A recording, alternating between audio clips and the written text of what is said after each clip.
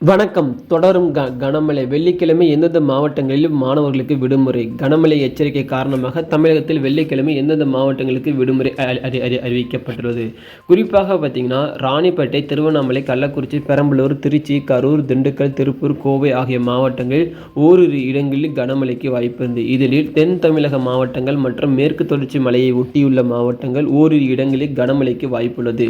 தமிழக கடலோரப் பகுதிகள் மற்றும் மன்னார் வளைகுடா, குமரி கடல் பகுதி, லட்சத்தீவு இப்போது பலத்த காற்று மணிக்கு 35 கிலோமீட்டரிலிருந்து 40 கிலோமீட்டர் வரைக்கும் வீசுகிறது. இதனிடத்து நெல்லை, தென்காசி ஆகிய மாவட்டங்களில் பள்ளிகளுக்கு மட்டும் விடுமுறை அளிக்கப்பட்டுள்ளது. அதேபோல விழுப்புரம், தூத்துக்குடி மாவட்டங்களில் பள்ளி மற்றும் கல்லூரிகளுக்கு விடுமுறை அறிவிக்கப்பட்டுள்ளது.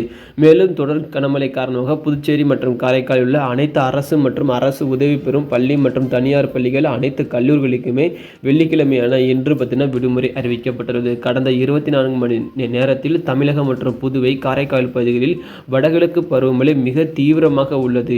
கடலோர மாவட்டங்கள் பெரும்பாலான இடங்களில், உள் மாவட்டங்களில் அநேக இடங்களில் மழை பெய்து வருகிறது. அதிகபட்சமாக நாகப்பட்டினம் மாவட்டத்தில் கிட்டத்தட்ட 18 சென்டிமீட்டர் மழை பெய்துள்ளது. இது மட்டும் இல்லாமல் 72 இடங்களிலும் பார்த்தீங்கன்னா தமிழகம் முழுவதும் கனமழை பெய்துள்ளது.